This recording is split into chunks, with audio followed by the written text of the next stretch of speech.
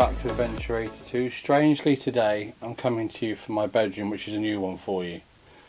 The reason for that is the video you're about to see is from the same day we did the previous video for the JEC section of HO19. Nigel very kindly said to us once we finished it and we'd done it all, and I said thank you to him and stuff, and I said right, need to finish an end video and stuff. He goes, oh, that's good. He goes, would you like me to show you around the power station? And I was like, okay, that's cool. And as you'll see, there's a video clip in here at the beginning of the video where I was quite excited about this. It was really quite cool. But he did say after I filmed said clip, which you're about to switch to, that I wasn't allowed to video in there. So this video is predominantly photographs. I will narrate the photographs for you, tell you what you're looking at. There are small video clips in between, but it's not a proper video.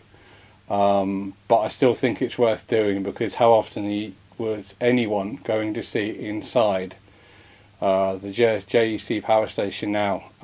Especially considering he said the reason we couldn't video is because since there was a major accident over in the UK, I believe he said it was, no one's actually allowed to visit inside the power station anymore, so it's not something that's allowed anymore. So it really was privileged access. So thank you very much to Nigel. Thank you very much to Jersey Electricity. It was really quite kind of you to allow me to visit your site. Yeah, so without any further ado, I'm waffling now. Let's go to the video slash photographs. Right, now despite what I said before about not going in the power station, Nigel's actually very kindly showing us around the power station, so we will get to see it, which is quite cool. So that's where we're off to now. There's also someone wearing these weird goggles, which I haven't worn since, I reckon, probably science class at secondary school. So we'll go off this way and we'll go have a look at this power station then. Right, so what we have here is what is basically a Merlin jet engine, but this is actually being used to create electricity, and it's one hell of a monster. Look at it.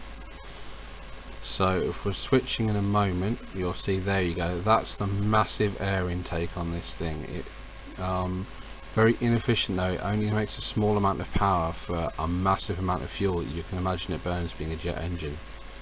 And then here, obviously, that's your chimney, because you can't have a jet engine without having a hell of a lot of fuel being burnt, and that always obviously needs somewhere to go once it's been burnt. So right, let's move to the sound clip.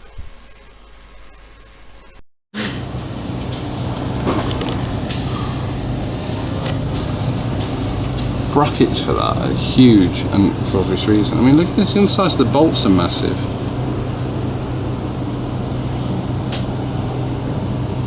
I take it what it looks like the silver coil pipes there, the fuel supply there. Yes, they're HP fuel lines. Yeah, because you've got two there, and they've got the smaller ones there, and you've got one massive one there. The big one is oil. So that's to keep it cool. Yeah, oil in and oil out. Take it nobody walks on top of it. No, we can get on top. There's a scaffold there to stop it coming any closer to the edge. Yeah. It still stores things on it. You can see here where there must be something seated in it at one point. Yeah, that's right. Yeah, yeah. And it's really, really hard concrete. It's not like normal concrete, which falls apart. This is really strong stuff. Oh, well, yeah, I was going to say there's a very good pulp in it. Yeah, it has some electrics or something. Right, we're now in the power station. This is a side view of one of the engines. You can see the green boxes there. Those little green, what look like green boxes, that's where the pistons are. Right, these are your 5 engines you've got there. You see one just at the back there. The one at the back is different to the other 4, because whereas the other 4 need electricity to power their various pumps for the different fuel, coolants, etc. The 5th one doesn't, it powers all that itself. This is the back of the engine with the exhaust coming out. You can see the size of those are absolutely huge. And these white tanks actually hold pressurized air, which kickstart the motor similar, the engine into life similar to your starter motor on your car. And this would be the equivalent of like your radiator. This is a one hell of a massive air intake for all those engines to run.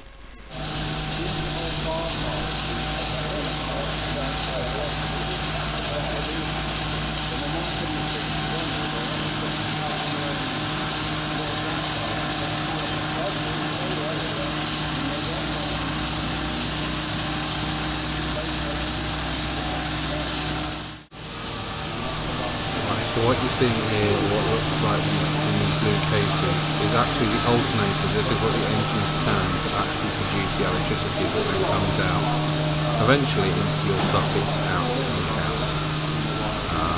Three different builds here. So first one's from the 50s, second one is from the 70s, and this one here is actually the most recent from the early 2000s. I suppose, yeah, it's not fully operational at the same time, not so bad. Yeah, this keeps going. So if it was all in one go, I probably imagine it probably still have it.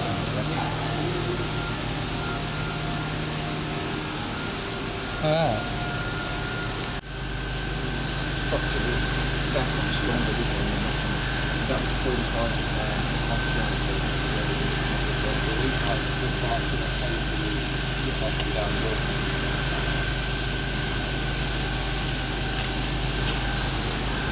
Right, so what we have here is an old boiler. You can see it's in the middle of being disconnected. A lot of the pipes now have been removed. You can see a lot of the wires have also been clipped. This is the middle of being taken out, as I say, for two reasons. One, it's just not needed anymore. Two, it's actually got asbestos in it, so it needs to be dumped carefully. Obviously we're very careful with asbestos these days, not so much when this was put back in the 70s, I believe he said it was. This thing was holding water up to 900 degrees centigrade, which is insanely hot. And I think he said it's something like 400 or 500 psi the water was coming out at. So yeah, that's some serious work going on there, but no longer necessary, so it's being removed. Something else I noticed by this, as you can see by the sign there, made by Rolls-Royce. Didn't even know they made boilers. But I suppose it makes sense when you figure that they make aeroplane engines, a natural kind of progression there for them. Right, so what we have here, this is in fact the cooling out. So this is where all the water comes out from the engines. They're cooled with seawater. This is the outflow.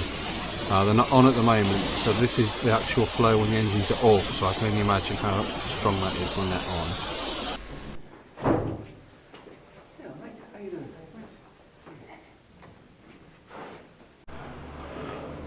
There's the German bunker at the end of the slipway.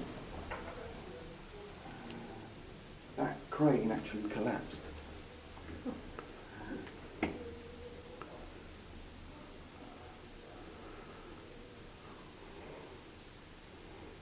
It's had quite the history, hasn't it, the power station? Yeah, yeah.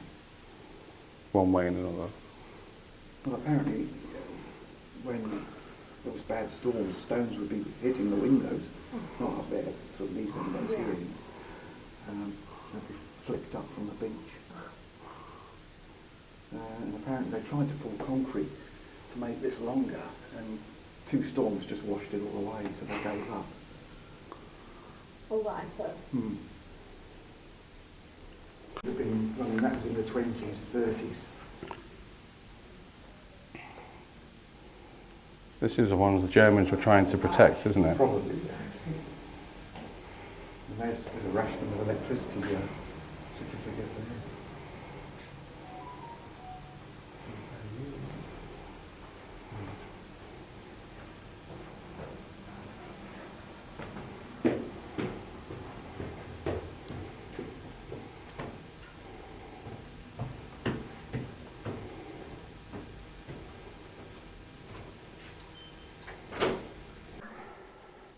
That's insane.